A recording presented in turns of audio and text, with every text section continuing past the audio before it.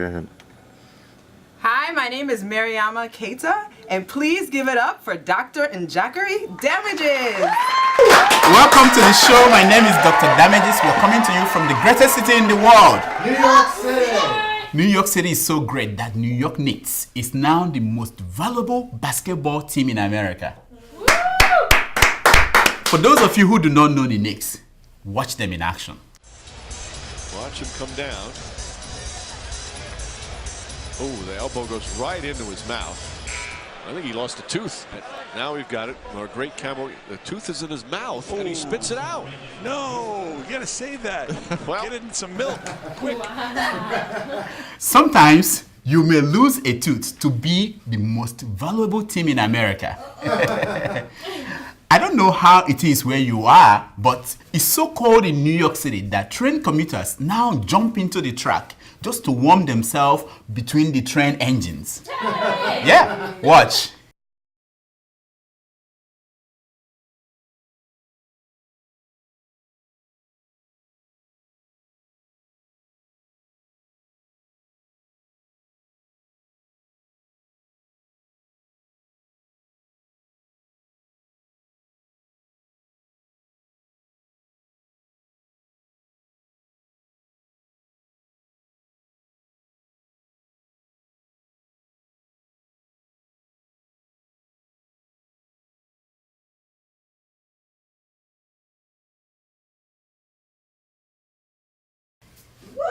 Oh yeah, what a pity. Wow.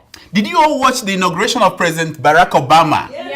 Oh yeah. It was an elegant event. Yes, sir. About 1 million people went to DC to witness this absurd event. Hey.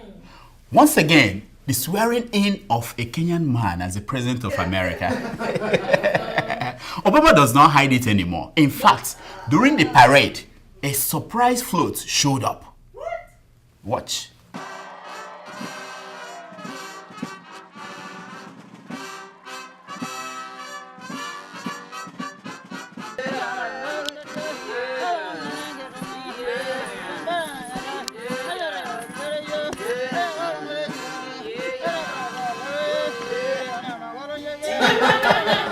Yeah, it was a Kenyan float celebrating President Obama's birthplace. Wow. Mitt Romney, remember him? Yeah. The 47% man? Yeah, he tried to make it to the event, but he was stuck in New Hampshire. He went to fill his car up at the gas station, but the gas station cannot take $1,000 bill. Yeah, they don't have change. So the poor Mitt Romney, he stayed there. He knows how to pump gas. He knows how to pump gas, yeah. That hiccup really saved Obama because Mitt Romney had this plan to pick up Donald Trump on the way and to go and meet the Chief Justice and deliver an important document to the Chief Justice of the Federation. Yeah. So, what do you think about Obama's speech? I say, for me, I say so. Yeah. He talked about makers and takers, gays and lesbians, Lakers and Clippers. I mean, I wasn't impressed. There was nothing like the only thing we have to fear is fear itself. What? And and there was nothing like think not what your good luck can do for you. Think of what you can do for good luck. Well, it turned out that it wasn't only me that was bored. Even Sasha Obama was bored. She let out this yawn that we now know brought about this Arctic freeze. Watch. This generation of Americans has been tested by. This generation of Americans has been tested by. I don't blame her at all. It was so boring. Beyonce came to sing the national anthem. Whether she sang or not is something that a team of FBI agents are now investigating. All we know is that she opened her mouth and closed them at the appropriate time. Her lips also moved in sync.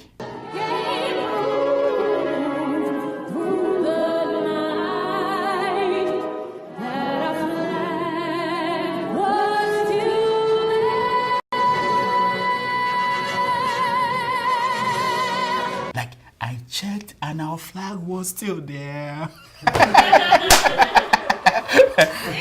If you are like me, hardcore news junkies, you were fascinated by what Michelle Obama wore more than the history that was made that day. Yes. That red gown really reminded me of someone else.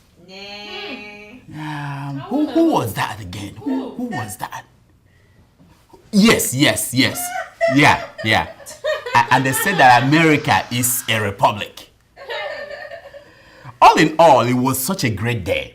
Yeah. Even rednecks in the South said the same thing too. They said any year we have an excuse not to celebrate the Martin Luther King Jr. holiday, it's a good year. Talking about historical events, did you watch Oprah's interview with Lance Armstrong? Yes. It was so riveting, Man, my respect for professional sports people doubled. I did not know the extent that these sportsmen and women go to just to be heroes. I think this just ruthless desire to win at all costs, truly. A ruthless desire to win at all costs was my greatest flaw. Don't worry, my man Armstrong. You have a great future in Nigeria. It also got me thinking, if Armstrong was willing to go through blood transfusion just to win Tour de France, why shouldn't our president, Goodluck Jonathan, go through brain transfusion to be a great president? I'm just saying. I'm sure it will fit into his, transformational agenda. Yes. This question became more urgent after I watched President Goodluck Jonathan's interview on CNN. I had already applied to do my PhD in pathology at the University of Port Harcourt, where the president had his own PhD. But after watching that interview, I called the university and I told them, you know what, never mind. Now, here are the top 10 mistakes President Jonathan made during that interview. Number 10, he was letting out smoke from his mouth and ears instead of fire. The guy was cool. Fire. Smart women like Christiana Amampo only respect men who spit fire. Number 9, he conducted the interview standing up. Jonathan does not do well standing up in front of white women. Hey. Number 8, it was a bad idea to hold a video interview. Now, President Jonathan does well after he shakes a woman's hand. Number 7, the mountain of Switzerland is a wrong background to use in an interview. Why? Next time, he should try a zoo full of lions and zebra. It will help to distract Christiana Amampo, a little bit. Number 6, the moment Jonathan said Boko Haram was definitely not a result of poverty, India withdrew their discount they were giving Nigeria on cassava bread. Number 5, by calling on the world to help Nigeria, he pissed off the Americans, who were forced to ask, so there are other people in the world other than us? Number 4, he broke the 7th commandment when he called the State Department an interest group. The State Department is in a class of its own. It is the only interest there is. What is the 7th commandment? That's what I'm saying.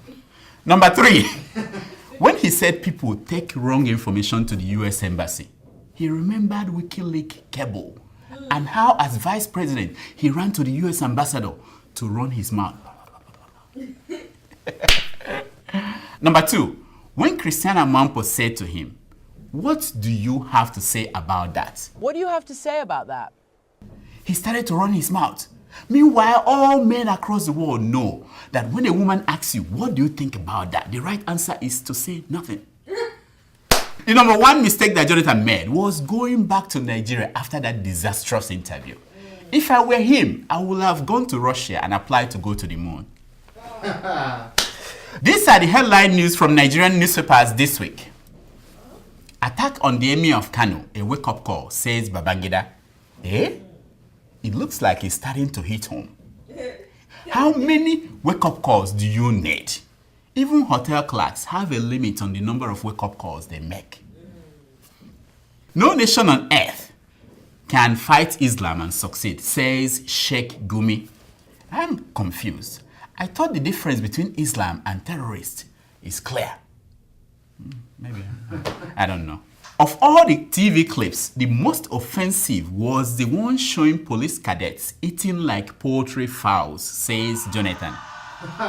The soup is so small, and then, you know the funniest thing? 50 people to one fish.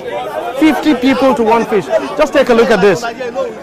There you can see the fish. There you can see they're sharing the fish. Now this fish, it's just one piece of fish now will be shared among 50 recruits. Please, Mr. President, don't insult fowls. Jonathan's visit to police college meaningless, says House Committee. I agree.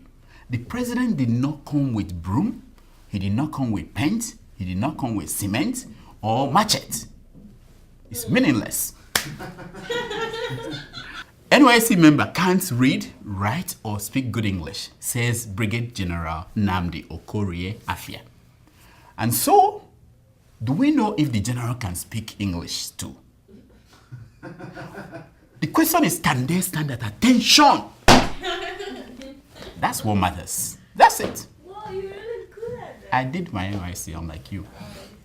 Obasanjo is a leader we can trust, says Jonathan.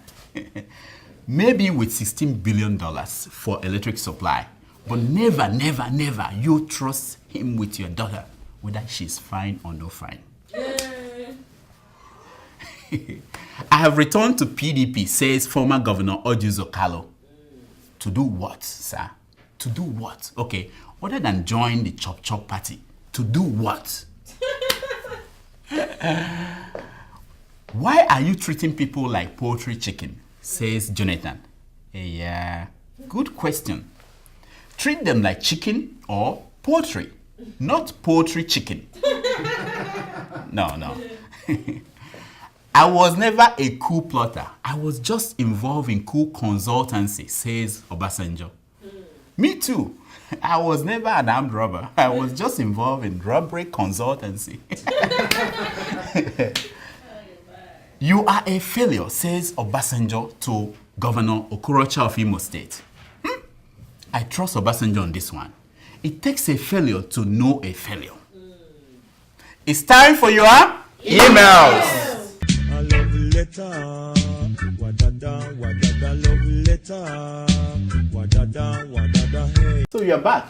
Yes, sir. Well, welcome back. Thank you. All right. Go ahead. Read the emails. Our first email is from Okunsho in Russia.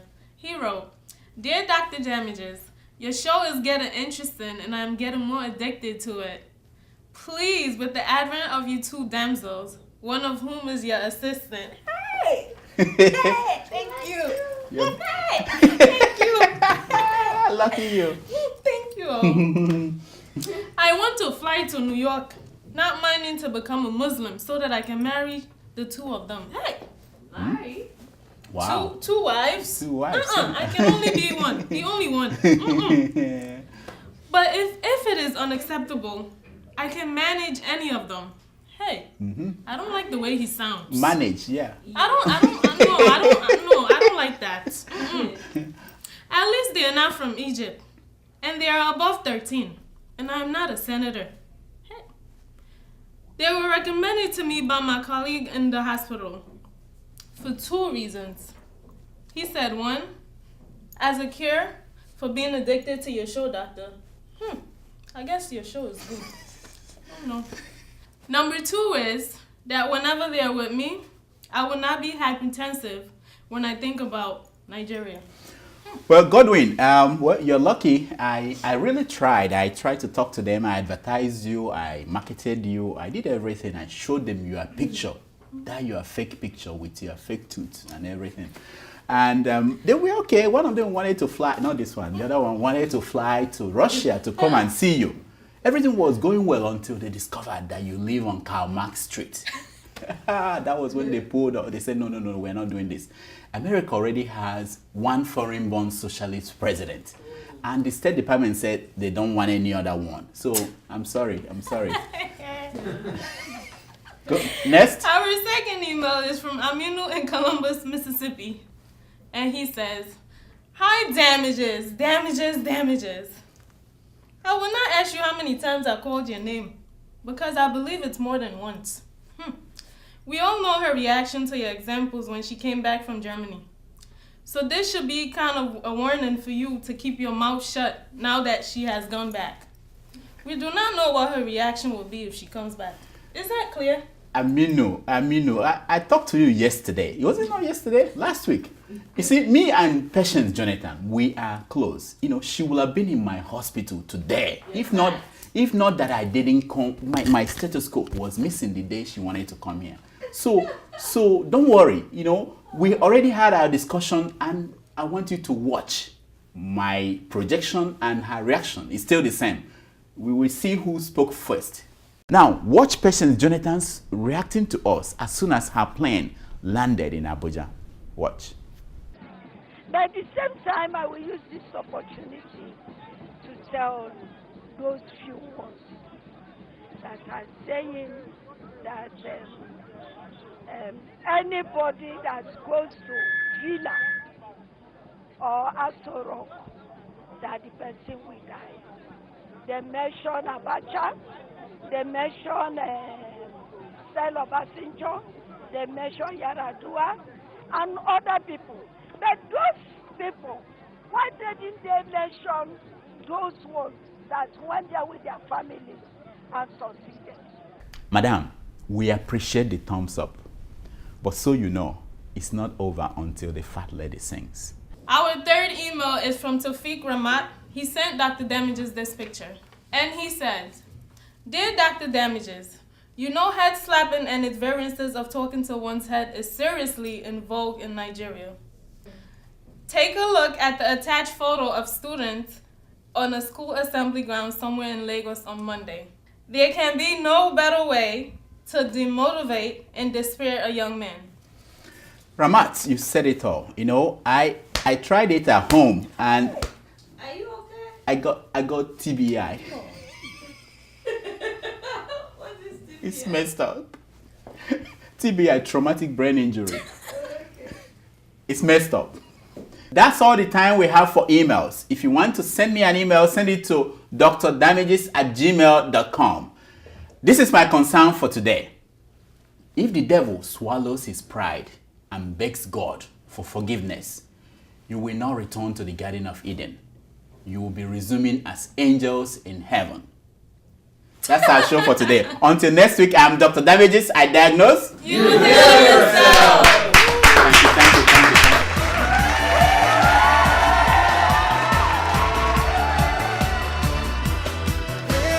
I'm on the rock, and then I take a stop.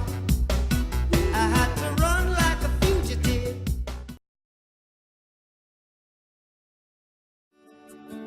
Welcome to Forstview Luxury Hotel. At Forstview Luxury Hotel, we offer excellent service. Our rooms have all the necessary facilities to make your stay comfortable and memorable. You will also have access to internet service, breakfast, 24-hour power supply, full air condition, free international calls, free tire pumping service, and free car battery charge. So what are you waiting for? Quickly visit Forstview Luxury Hotel. We are located at #1 Adeola Mishile off Raji Rasaki Road, First Estate, Amuwo, Odofin Festac, Lagos. For more information or reservation, please call us on 08075787135 or 08099900601. You can also take advantage of our online ongoing promo at www.forceviewhotel.com to make your reservation and payment for your favorite room, which attracts a discount rate. Please note, rooms are reserved based on first come, first serve. Forstview Luxury Hotel. Experience the home of comfort. They come.